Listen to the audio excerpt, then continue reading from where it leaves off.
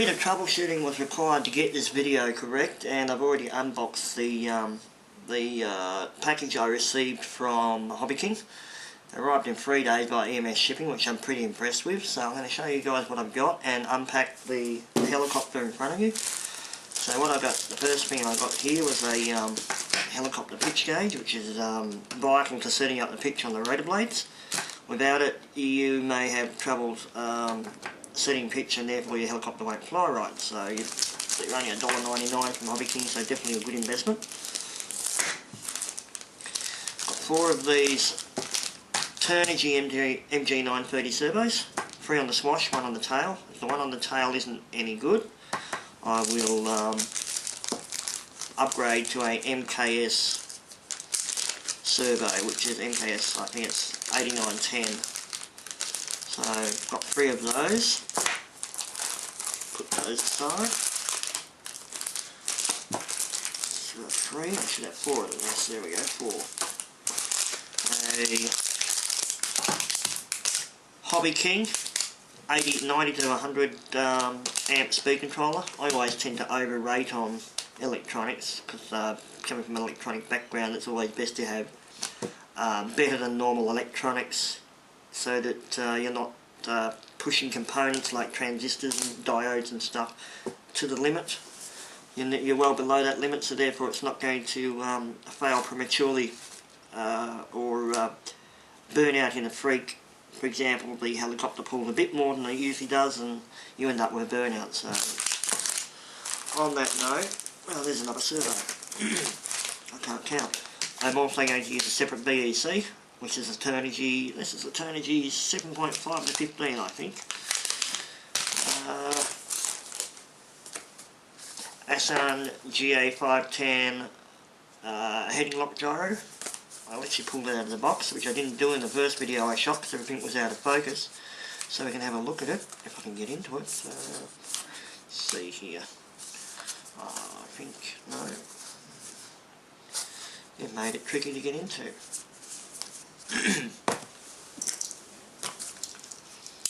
I see. Bit of tape.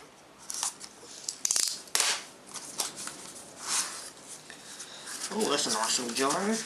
Looks like a Logitech. Anyway, that's the 510 gyro. I'm not sure how good it is. I have read some reports that it's good, some reports that it's not, so we'll find out. And this is the Hobby King motor. This is the 1600 kV.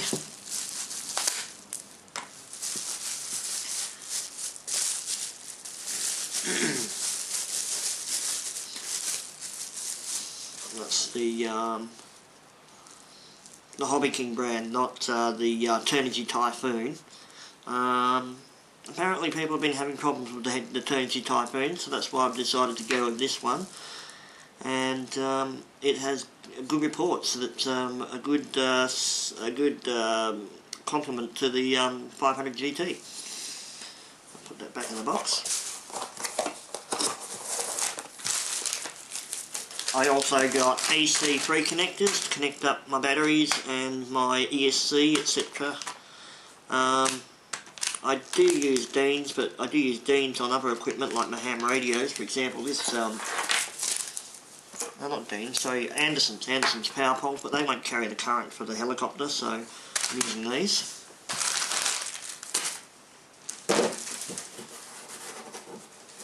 Hobby King also sent me a sheet of stickers. I think they sort of want me to advertise their brands on the machine they build, but since mine's going to be scale, it's not going to be covered in stickers. I also got some of that servo braid because I want to make it a neat build, so I figured I might as well do it right, and so I bought that. That's just about 5 metres because I'm going to do a 450 up with that as well. So that's the components. Just step those aside so we've got some more room.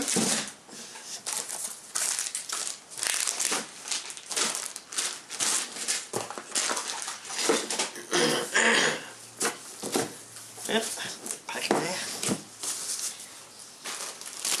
Hobby King in their infinite wisdom also put plenty of these packing pillows in there, which I think is a good idea. So this is the chopper box. Let's see if my canopy's busted like everybody else. Well, many people have had broken canopies. So, well, it looks like my canopy's in one piece. This will be out of focus. So what I'm going to do is I'm going to put the box aside and just pull things out as I come across them. So there's the canopy. I quite like the design. And that's it next to the T-Rex 450 canopy. As you can see, it's a little bit larger. Okay, so that's that canopy. The main frames, complete with the anti-rotation bracket and its associated hardware. That was somewhere along there, I'd say, just about. So I've got the what's that fella's name? Finless Bob. I've got all these videos on my laptop, so when I assemble, I'll be doing it with his video guidance. That's the main frames. You've got your battery tray, lower part, and there's aluminium sides, aluminium bearing blocks. It's the motor tray aluminium. That's what's got me. Yeah, that's aluminium. Tail box, which you have to pull out, and I've got the. You'll note that they've already installed here. It might not be easy to see on camera, but here they've already installed the drive gear for the tail belt. I'll be removing this and replacing it with an aligned counterpart, which I have down here in my parts box, because apparently these strip at any sort of resistance at the tail end of the helicopter. These strip out, and so the aligned part resolves that issue.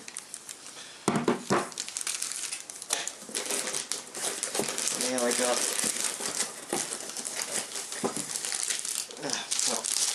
helicopter's not a helicopter without main blades.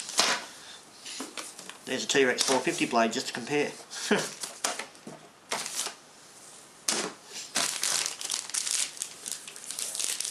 Pretty decent sized blades.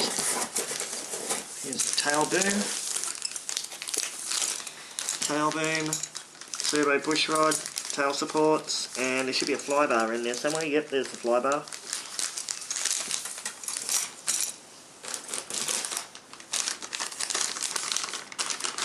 All metal head assembly. Once again, I'll be replacing the feathering shaft because these are known to fail. I may also replace the main shaft with the aligned counterpart as well. That's the only two real failure points on this, apart from these mixing arms, these plastic mixing arms, which can be sloppy, so you're better to replace them with the metal ones, but I'll see how it flies before I go replacing those. So that's the head assembly. Back in the box here so it's in the way.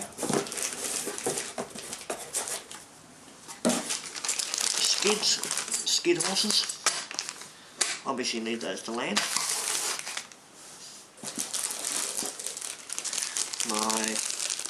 That's a tail assembly. This is another piece you have to check. Make sure that there are thrust bearings in the tail rotor hub here.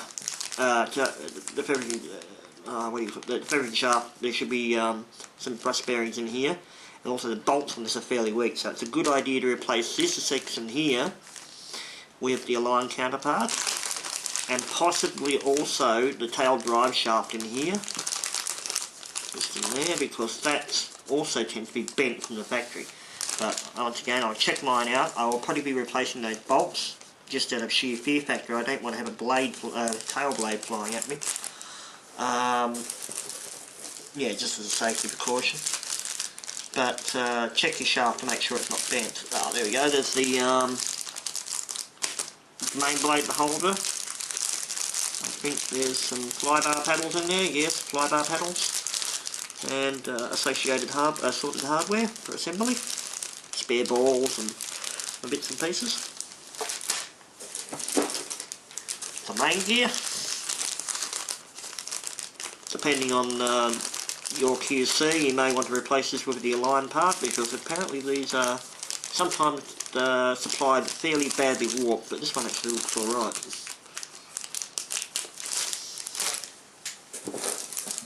And finally, last but not least, vertical and horizontal stabiliser fins.